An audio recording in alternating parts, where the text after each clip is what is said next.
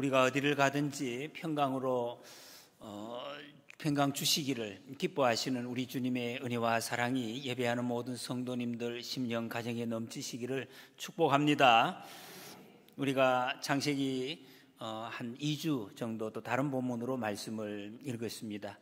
지난번 우리 창세기 22장에서는 여호와 이레의 하나님 그 말씀을 우리가 들었습니다. 아브라함의 삶의 고백입니다. 하나님께서 내 삶을 이렇게 준비해 놓고 계시는구나 하는 것을 아브라함이 삶에서 생생하게 눈으로 보고 몸으로 느끼고 나서 한 고백, 그 하나님의 이름이 여호와 이레입니다. 하나님은 우리의 모든 것을 준비해 놓으신 하나님이시구나 하는 것을 깨달은 것입니다. 사실은 여러분, 이 하나님의 이름은 그냥 아브라함이 이때 새롭게 생겨난 이름이 아닙니다. 본래부터 하나님은 여호와 이레의 하나님이셨습니다. 여기 22장 끝에 리브가의 출생으로 22장이 마감이 되는데, 이때는 이삭도 또 아브라함도 전혀 상상하지도 못할, 그때 하나님은 이미 이삭의 아내가 될 리브가를 준비해 놓으셨다 하는 것을 말씀하고 있습니다. 우리를 위해서 모든 것을 준비하시는 하나님은 어떤 특정한 사건 때문에만이 아닙니다. 창세기 1장부터 하나님은 준비하시는 하나님이셨습니다. 하늘과 땅과 바다와 모든 짐승들과 풀과 그 모든 것들을 다 준비해 놓으신 후에 사람을 만드시고 그것을 누릴 수 있도록 그렇게 만들어 주셨습니다. 하나님의 일이 모든 것이 그런 것이, 이스라엘 백성들을 부르시고 하나님의 백성 삼으실 때도 광야 40년 동안 아무것도 보이지 않고 없는 것 같았는데 불기둥, 구름기둥, 만나와 메추라기, 신발이 부르트지 않도록 옷을 다 하나님께서 미리 준비해 놓으시고 하나님의 백성들을 이끌어 주셨다 하는 것을 말씀하십니다. 여러분, 우리가 섬기는 하나님, 우리 인생도 이렇게 모든 것을 준비해 놓고 지금 이끌어 가시는 하나님이신 줄 믿습니다. 이 하나님을 알고 우리는 오늘 하루하루를 살아가야 될 것입니다. 오늘 1절에 보면 사라가 127세를 살았으니 이것이 곧 사라가 누린 횟수라 그랬습니다. 사라는 아브라함보다 10살 적습니다. 그런데 아브라함보다 48년이나 일찍 하나님의 부르심을 받습니다. 하나님의 부름을 받는 데는 순서가 없는 것을 다시 확인을 합니다. 사명이 다했다는 것입니다. 인간이 수명이 다해서 가는 것이 아니라 하나님의 사명이 다하면 언제든지 주님이 부르신다. 그 부르심에 그때가 언제인지는 아무도 모르는데, 그래서 우리는 그날을 준비하며 오늘을 살라, 주님이 그렇게 말씀하십니다. 여러분, 그런데 주님이 부르시는 날은 우리가 정하는 것이 아닙니다. 우리는 단지 주님이 오늘 호흡을 주셨고 생명을 주셨고 주님이 주신 것을 누리는 것, 그것만이 우리가 할 일입니다. 주님 우리에게 생명 주셨을 때 잘 누리는 것, 그 누림을 통해서 하나님께 영광 돌리는 것이 우리에게 주어진 사명이다 하는 것을 다시 우리는 이 말씀을 통해서 확인을 하는 것입니다. 그래서 주님께서는 마가복음 마태 13장에서 주의하라, 깨어있으라, 그때가 언제인지 알지 못함이라 그랬습니다. 오늘 저녁에라도 주님 부르시면 할렐루야, 주님 내 사명이 다 끝났습니까? 하면서 주님 앞에 순종하며 기쁨으로 달려가야 하는 것이 우리 인생인 것을 다시 우리는 여기서 분명히 봅니다. 그래서 오늘 하루를, 매분 매초를 내 생명의 주인이신 하나님, 주님과 동행하면서 사명을 열심히 힘있게 감당하며 살아가야 될 것이 저와 여러분들의 오늘 이 일이다 하는 것을 우리는 확인을 합니다. 성경에 여성의 향년을 밝힌 것이 사라가 유일합니다. 여러분, 이 사실을 아십니까? 이 성경의 기록이 어떤 한 방법 때문에 그렇습니다. 남자 중심으로 기록이 되어져 있기 때문에. 그런데 사라만이 이 127세를 살았다 이렇게 밝히고 있습니다. 무엇을 뜻하겠습니까? 사라가 그만큼 존중받는 여인, 위대한 여인으로 이렇게 아주 높여주는 이런 표현이라 할 수가 있습니다. 무엇 때문에 사라가 이렇게 높임을 받았는가? 물론 믿음의 조상인 아브라함, 이 아브라함의 아내이기 때문이기도 합니다만 사라가 하나님 주신 사명을 잘 감당했다, 이렇게 인정을 받은 것입니다. 여러분이 사라의 일생을 계속해서 읽어왔습니다. 사라가 어떤 사람이었습니까? 성경이 처음 등장할 때부터 사라는 주변의 사람들이 보기에 좀 저주받은 인생이다, 이렇게 모든 사람들이 볼 수밖에 없는 그런 여인이었습니다. 당시에 재산 목록 1호, 정말 가장 중요한 그 자식입니다. 자식이 재산이고 자식이 자랑거리인 그 시대에 자식을 아예 낳을 수 없는 그런 몸을 가진 여인, 이 얼마나 불쌍하고 안타까운 신세였습니까? 그런 여인이었습니다. 이렇게 출발을 했다. 그런데 이 남편 아브라함을 통해서 하나님은 소망을 주십니다. 네 자손을, 네 몸에서 날 네 자손을 통해서 큰 민족을 이루시겠다 하는 그 소망, 그 약속, 그것을 주십니다. 그 약속을 듣고 믿고 아브라함을 따라서 사라는 알지 못하는 가나안 땅으로 갔습니다. 그런데 그 삶이 평탄치가 않았습니다. 아브라함의 무책임한 태도 때문에 붙잡혀 가서 수치를 당하기도 했고 75세가 되었는데도 자식이 없었습니다. 그러다가 마음이 너무 답답해서 자기 여종을 씨바지로 자기 남편에게 넣어주는 그런 일도 있었습니다. 여러분, 이 사건이 이렇지만은 그 마음이 어땠겠습니까? 자식이 없어서 남편에게 씨바지로 종을 넣어주는 그 마음이, 나도 못 낳지만 저 아이도 못 낳았으면 좋겠다, 뭐 그런 마음도, 낳으려고 더 시도하면서도 아마 그런 마음도 있었을 것으로 생각이 됩니다. 얼마나 고통스러웠겠습니까? 그런데 그 바람, 진정한 바람보다 덜크더 그냥 바로 임신을 합니다. 그 종이. 거기다가 아들을 또 낳게 됩니다. 그때보다 더 큰 불화가 있습니다. 그 종이 눈빛이 달라지고 주인을 멸시하고, 거기다가 사라가 화가 나서 종을 학대하고 아브라함에게 바가지를 끌고 가정이 아주 그냥 분파가 일어나는 이런 고통도 겪었습니다. 그러다가 다시 하나님께서 너를 위해서 그 아들을 주시겠다, 이렇게 말씀하시는데도 하나님의 말씀을 이제 비웃습니다. 그럴 수가 없다고. 이런 경험까지 했습니다. 90세가 되었는데 하나님의 약속이 이루어졌습니다. 아들을 낳았습니다. 자기 젖을 그 아들에게 먹이게 됩니다. 여러분, 이게 젖을 자식에게 먹이는 그 어떤 느낌, 그 기쁨은 이 남자들은 상상할 수가 없죠. 저도 아마 여성들은 그거를 체험을 했기 때문에 이게 어떤 것인지 아마 충분히 느껴지실 것입니다. 이삭을 낳고 37년 후에 하나님의 부르심을 받습니다. 이삭 낳기 전에 90년, 낳은 후에 37년. 여러분, 어느 쪽을 택하시겠습니까? 90년 동안 고통을 겪고 멸시받은 거, 그거 어떻게 되겠습니까? 아마 37년 동안 그것은 아무것도 아니게 돼요. 37년 그 누린 기쁨과 감격은 수백 년을 덮고도 남는 그런 큰 기쁨이었을 것입니다. 이 좋은 거죠, 여러분. 사라의 일생은 갈수록 좋았다는 것입니다. 말년이 너무 좋았다는 것입니다. 그래서 아름다운 인생을 산 여인이었습니다. 이런 인생이 좋은 것 아닙니까, 여러분? 초반에 뭔가 막 잘 되는 것 같다가 잘 나가다가 막판에 이게 조롱거리가 되면 이게 실패자라고 할 수가 있죠. 기쁨이 다 사라지는 거죠. 많은 기쁨이 있었는 것 같아도 다 사라져요. 반대로 마지막에 인생이 정말 복되게 되면 어떤 60년이든 70년이든 그 인생은 정말 이 가을 단풍이 물들듯이 다 물들어서 그 인생을 다 덮어버리는 아름다운 모습으로 그렇게 변화가 되는 그런 인생이 될 것입니다. 모든 수치도 고난도 다 물러가는.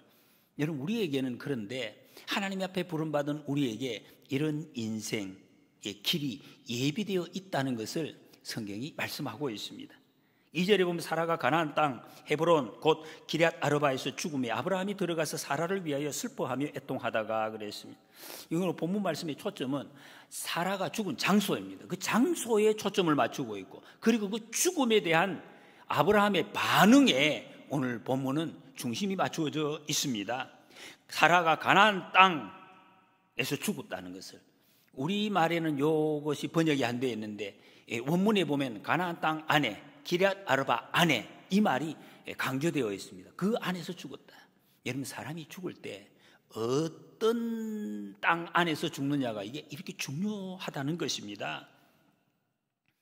이 헤브론이라, 헤브론, 지금도 여러분 이스라엘에 이 팔레스타인과 그 갈등을 빚고 있는 그 지역이 서안 지구라는 것이 바로 이 헤브론입니다. 땅 때문에 지금까지도 이 문제를 겪고 있습니다.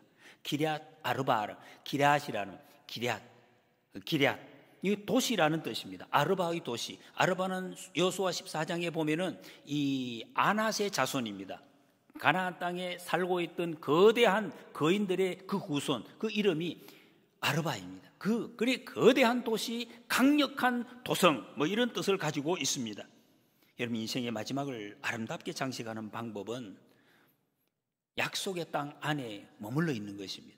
끝까지 하나님의 약속을 믿고 그 안에 머물러 있을 때 하나님께서는 우리 인생을 아름답게 마무리할 수 있도록 인도해 주신다 하는 것이 존귀한 인생으로 결론 지어진다는 것입니다.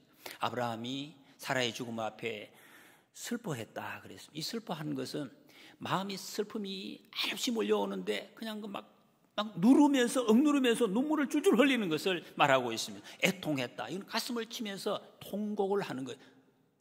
참다가 소리를 내서 치면서 울고 지금 이런 일을 사라의 죽음 앞에서 아브라함이 하고 있습니다. 다시 만날 줄 알지만, 하나님 나라에서 만날 줄 알지만 슬픕니다. 이별이 슬프다는 것입니다. 헤어진 것. 여러분, 부부가 아무리 오래 같이 살아도 먼저 가는 사람이 있습니다. 한 사람 먼저 가고 한 사람은 뒤에 가게 되어져 있습니다. 뒤에 남는 사람에게는 반드시 있는 것이 바로 이것입니다. 아쉬움, 슬픔. 왜 슬프고 아쉬울까요? 저도 뭐 아직 경험은 안 해봤으니까 이 성경이 나오고 모든 경험한 사람들이 말하고 있습니다. 헤어진 것도 슬프지만은 지금까지 내가 잘 못해 주었다는 그 죄책감, 그런 돌덩이 같은 것이 마음에 엄청나게 눌려오기 때문에 그것이 너무 힘들게 해서 그래서 막 눈물을 흘린다는 거예요. 부부가 여러분 오래 살면은 어떻습니까? 갈수록 사랑이 깊어지고, 그거는 시에서 나오는 이야기고, 부부가 오래 살면 자꾸 미워요.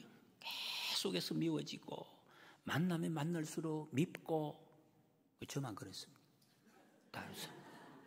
계속 밉고 힘들고 막 이런 일이 계속 있다는 것이 왜 그랬습니까? 가까이 있으면 여러분 그럴 수밖에 없죠. 그래서 여러분 힘들어서 잘 못해주고 화내고 제대로 해야 될 일을 하지 못하고 그것이 마지막에 이제 먼저 보내고 나면 그 후회를 한다는 것이 후회한다는.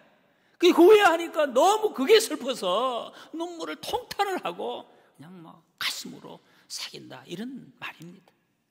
이것을 우리가 이 성경을 통해서 이렇게 알면은 정말 헤어지는 것이 어떻게 했습니까?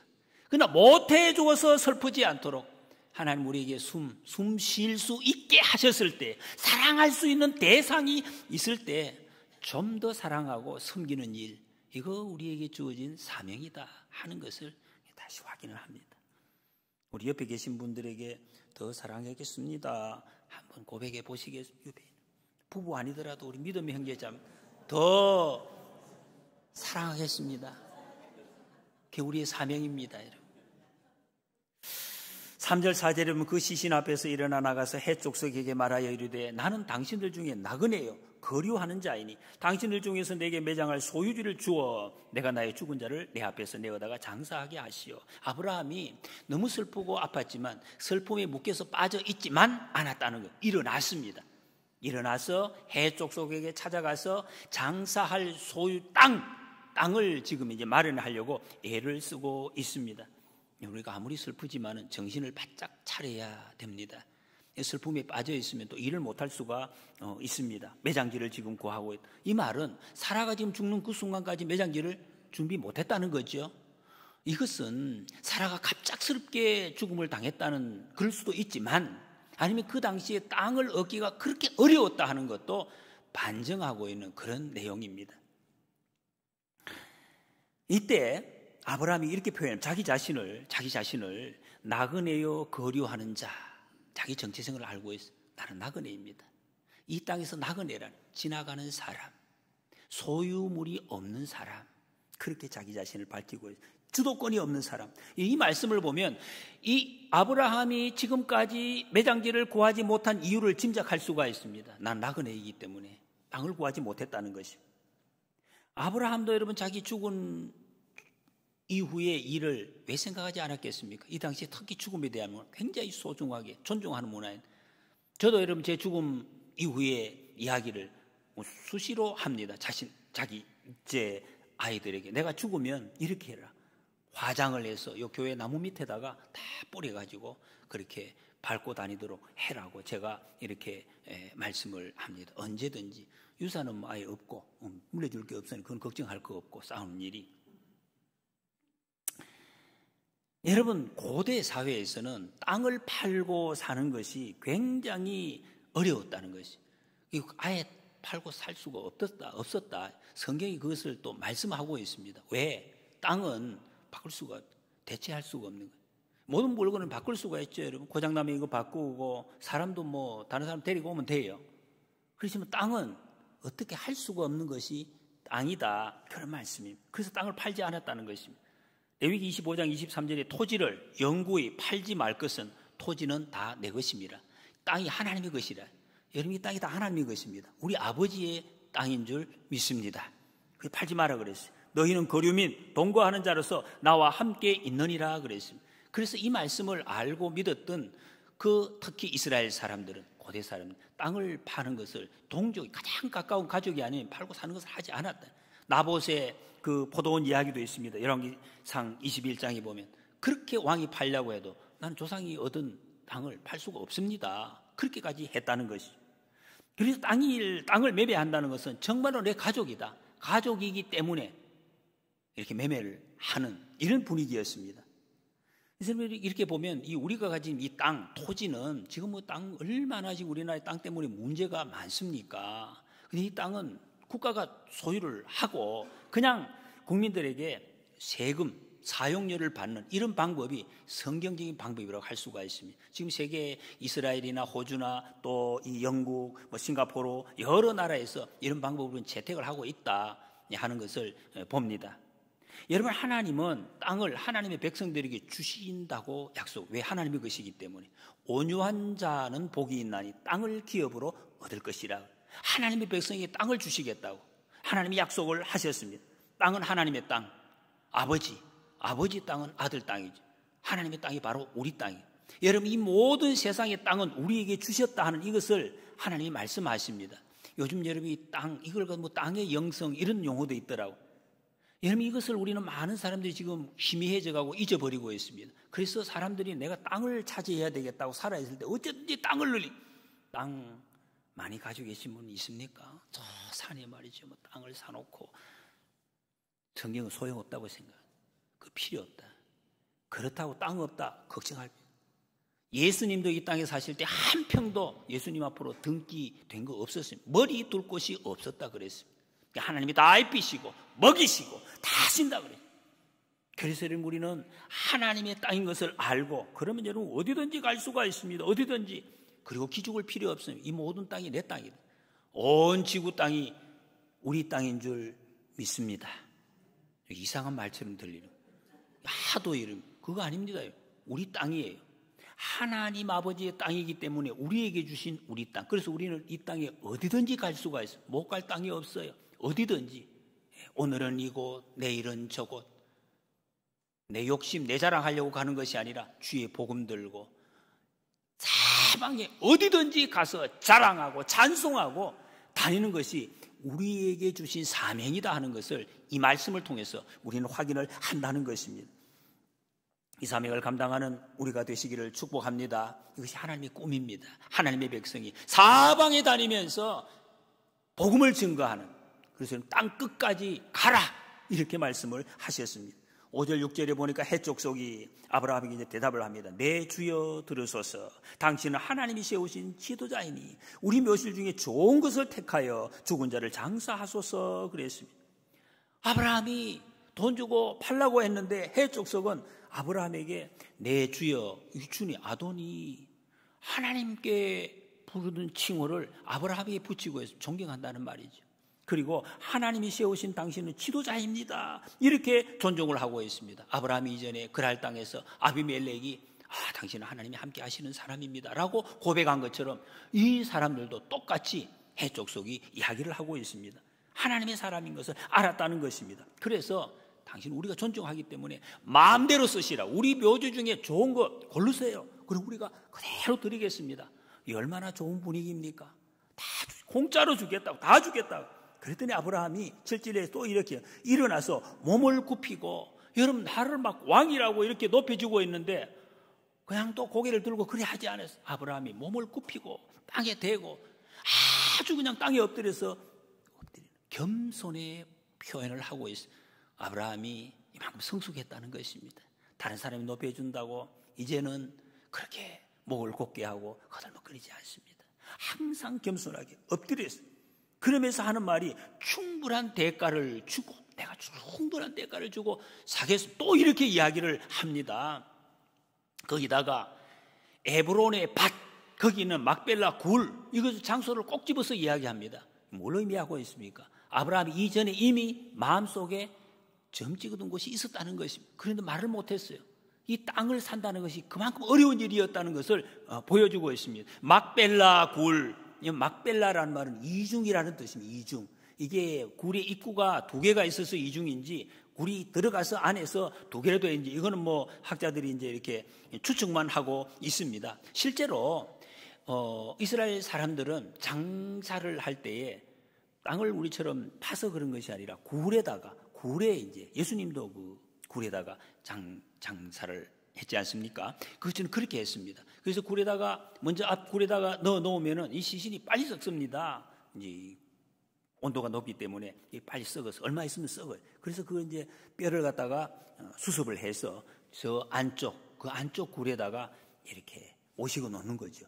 그래서 여러분 성경에서 이 믿음의 조상들이 죽었을 때 꼭 이렇게 표현합니다. 그의 열조에게로 돌아갔더라. 그의 조상에게로. 이 말이 또 그 열조들의 뼈가 계속 다 모여 있기 때문에 거기에 이제 돌아갔다, 이렇게 표현을 한다는 것입니다. 가족 낙골묘 그런 형태지요.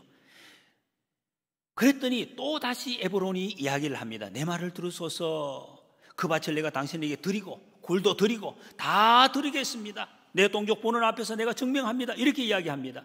이게 아마 에브론이라는 사람이 땅이 많이 가지고 있는 부자였던 것 같습니다. 여기 모든 사람, 우리 민족이 다 보고 있는 앞에서 당신에게 드립니다. 장사하세요. 공짜로 드립니다. 이렇게까지 말씀을 이야기를 두 번이나도 이야기합니다. 두 번. 그런데도 아브라함은 13절에서 값을 줍니다. 내가 값을 줄 테니까 받으세요. 아브라함의 마음이 이미 확정되어 있었다는 거예요. 나는 값 안 주고는 안 산다는 그 마음이 정해져 있었다는 것을 말합니다. 공짜로 안 한다는 말이죠. 믿음의 사람의 모습입니다. 여러분 공짜 좋아하십니까? 공짜는 힘이 없죠. 여러분 공짜로 받은 아무리 좋아도 그 공짜로 받은 거 집어 던지잖아요. 닦지 않아요. 언제든지 취소될 수가 있다는 것입니다. 나중에 증거 있나? 내놔라. 이러면 내놔야 돼. 아무리 기분 좋게 받았더라도 이것이 공짜라는 것입니다. 그래서 공짜로 안 받습니다. 여러분 공짜 좋아하면 처음에는 감사하죠. 너무 감사하고 공짜로 주었다 감사하다 하겠지요. 근데 이게 반복이 되면은 나중에는 좀 이상하게 됩니다. 이거 왜 이것밖에 안 주나 이렇게 이야기하죠. 처음에는 또 한 개씩 주는데 왜 하나만 주느냐 이렇게 또 이제 나중에 이야기하게 되어지습니다. 여러분 하나님의 은혜는 공짜입니다. 왜 그렇습니까? 갚을 길이 없기 때문에. 갚을 수가, 이거는 계산을 못해요. 그거 공짜인데 이거를 우리 예수 믿는 사람들이 자칫 다른 것하고도 연결시키는, 그건 다른 거 연결이 안 됩니다. 여러분 하나님의 은혜는 공짜지만 이 세상의 모든 원리는, 하나님의 원리는 심은 대로 거두는 것입니다. 대가를 주고 거기에 대한 응당한 보상을 받는 것이 하나님 이 땅의 원리라 하는 것입니다. 여러분 공짜 바라면 굉장히 비참해집니다.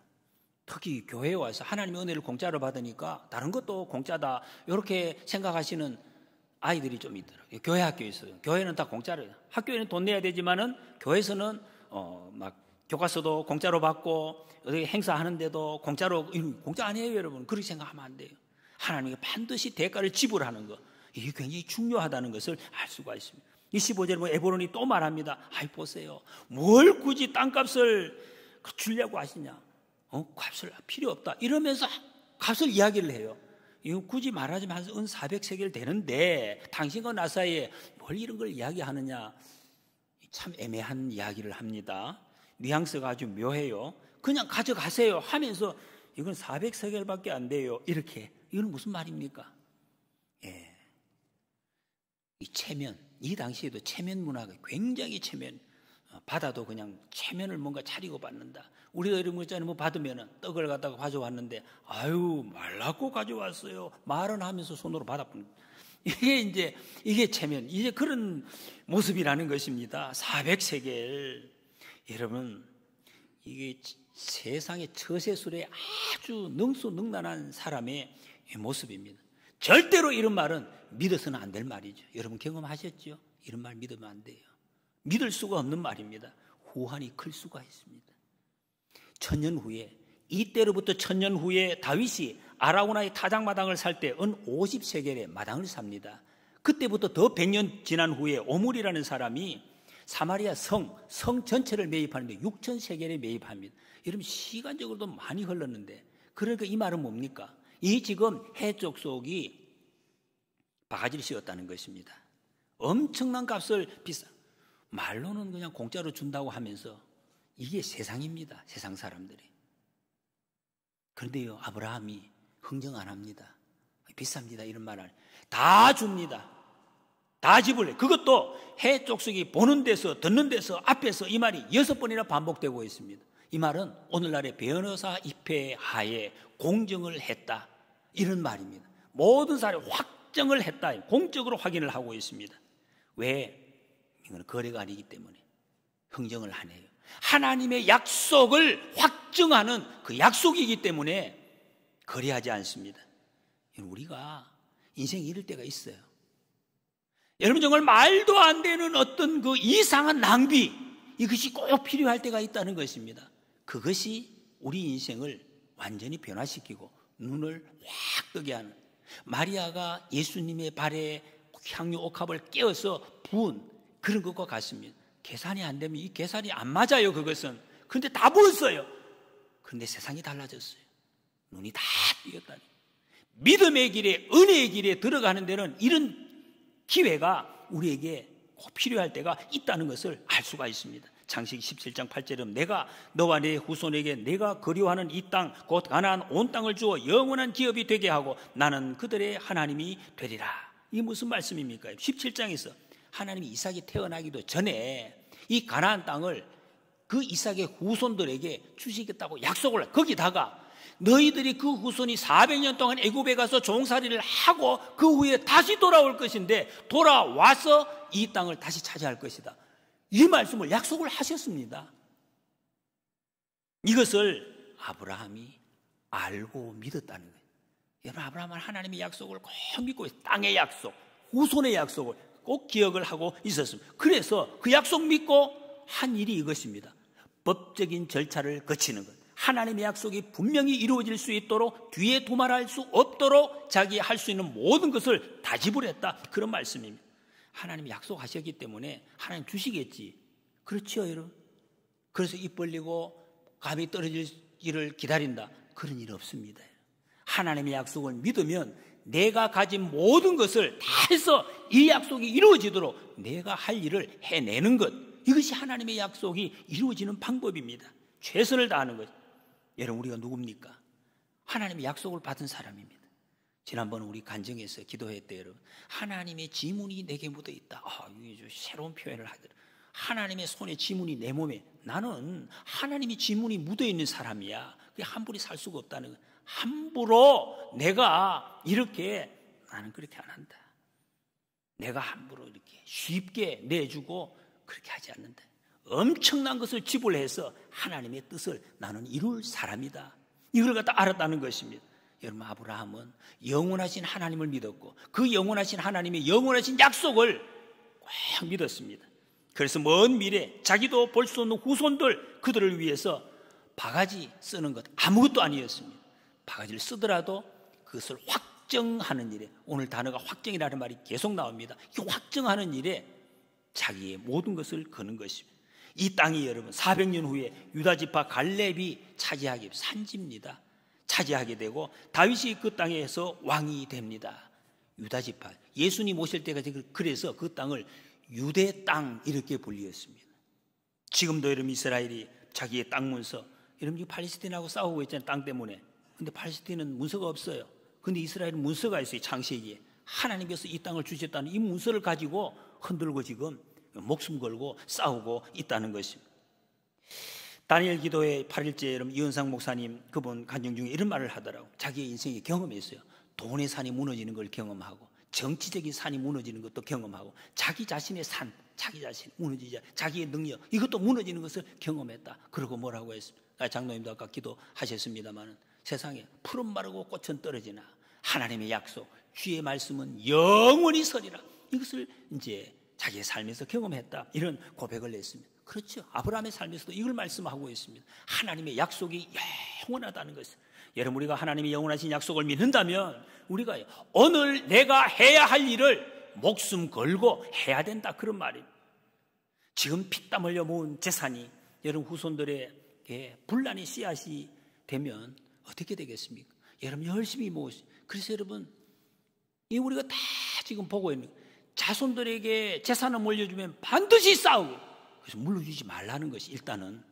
그래서 헌금하세요. 교회에다가 다 재산, 땅이고 집이고 다 헌금 이렇게 가셔야 돼. 남겨놓으면 반드시 싸웁니다. 우리 아들은 착해서. 아니에요. 그런 거 없습니다. 이 세상에 그런 경험한 사람은 제가 알기로는 없어요. 그리고 또 한 가지 방법은 이제 여기 분명한 계약서를 써야 돼. 변호사 입회하에 확실한 계약서를 써서 이걸 갖다가 해야, 대충 하면 안 된다는 것이죠. 이 문제가 얼마나 많은지 몰라요. 요 가까운 여러분 원산도에 한 교회가 있는데 최근에 여러분 엄청난 지금 소송에 걸려 있어요. 이게 뭐냐면 옛날에 예배당을 지을 때 여러분 산이 있고 들이 있을 때 그 예배당 다 지었어요. 그냥 뭐 우리 집사님 지었어요. 이래가 지었어요. 그래가지고 나중에는 그냥 지은 것 보면 이 땅을 다 교회에다가 드립니다. 그 집사님께서 말씀을 했어요. 그래서 성도들도 다 알고 또 목사님도 감사합니다. 다 했어요. 근데 이 옛날에는 종이를 쓰지 않았어요. 뭐 내가 말했으면 되지 뭘 그것도 종이까지 씁니까? 이래가지고 그분 돌아가셨어요. 그 나머지 가족들은 더 멀리 부산으로 이사를 가셨어요.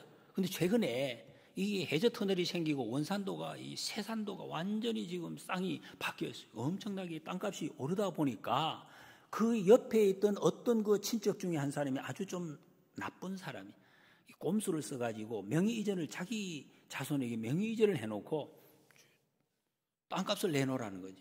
그래가지고 이것 때문에 지금 소송이 걸려서 교회가 아주 어려워져 있는 그런 한 교회가 있습니다. 여러분, 믿음의 사람은 떠난 후에 분란이 없도록 이걸 잘 정리하는 거 굉장히 중요하다 하는 것, 그것이 나도 지키고 우리 후손들도 지켜주는 방법이 되는 것을 이 말씀을 통해서도 알 수가 있습니다. 마지막에 여러분 19절 20절에 보니까 그 후에 아브라함이 그 아내 사라를 가나안 땅 마므레아 막벨라 밭 굴에 장사하였더라. 마므레는 곧 헤브론이라. 이와 같이 그 밭과 거기에 속한 굴이 해쪽 속으로부터 아브라함이 매장할 소유주로 확정되었더라. 그랬어요.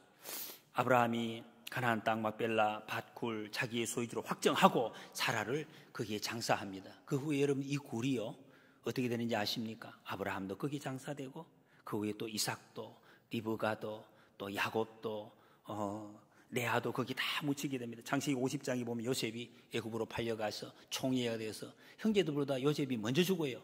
그때 유언을 이렇게 합니다. 당신들이 여기서 내 해골을 메고 올라가겠다 하라. 이 말은 해골 메고 막벨라 굴에 나를 장사해 달라. 그게 장사하게 됩니다. 이 죽은 후에 후손들이 가야 할 곳을 분명히 지정해 주는 것이 이 굴이 되었습니다. 여러분 후손들이 내가 죽었을 때에 어디를 가야 할지, 어느 쪽을 바라보아야 할지 이것을 방향을 알려줘야 되는데 무엇으로 알려주느냐 말이에요. 여러분 이 막벨라 굴을 통해서, 땅을 통해서 알려주고 있습니다. 출애굽할 때 모세가 요셉의 유고를 가지고 나가면서 이렇게 말합니다. 출애굽기 13장 19절에 너희는 내 유고를 여기서 가지고 나가라 하였음이더라.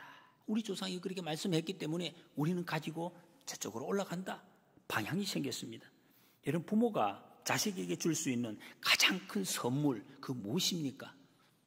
집, 땅, 통장, 그런 것이겠습니다.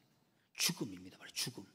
죽음의 순간에 내가 어떤 모습으로 죽느냐가 자식에게 가장 큰 선물이 된다는 거죠. 왜 그렇습니까? 저는 여러분 장례식 집례할 때 장례식에 여러분 같이 동참하신 분 아시죠? 저는 똑같은 본문을 읽습니다. 다른 사람 장례식에 가면은 감동이 없어요. 그냥 뭐 돌아가셨구나. 그렇죠. 그러나 여러분, 내 부모님, 내 가족의 장례식에서는 그렇지 않습니다. 그 말씀이 뼈를 정말 후비는 그런 생명의 말씀이 된다는 거죠. 내 부모님 이 시신을 하관하면서 자식이 나는 죽어도 아버지처럼 안 살아야지. 나는 죽어도 엄마처럼 안 산다. 만약에 이런 이야기를 하면 참 불쌍한 인생이겠죠. 나도 우리 아버지처럼, 우리 어머니처럼 그렇게 살아야지. 어떻게 사는 것이 그렇게 살게. 여러분, 사람이 실수가 없고 허물이 없는 사람이 어디 있겠습니까? 어떤 부모가 그런데요. 어떻게 그런 고백을 하게 할 수가 있겠는가 하는 것입니다. 사도 바울이 고린도서 11장 1절에서 내가 그리스도를 본받은 자가 된 것 같이 너희는 나를 본받는 자가 되라. 무엇 때문에 여러분 바울이 이렇게 자신 있게 이야기할 수 있었습니까? 내가 잘 살았기 때문에, 내가 착한 일을 했기 때문에. 그런 거 그게 아니죠. 내가 그리스도를 본받은 것처럼 나는 주님을 위해서 일평생을 이렇게 살아왔다. 여러분, 우리가 부모로서 일평생 하나님 나라만 바라고 달려오신 그 부모님, 그 부모님의 삶처럼 나도 하나님 바라보면서 달려가야 되겠다 하는, 이렇게 생각되면 이보다 더 큰 선물이 우리 후손에게 더 큰 것이 없다는 것입니다.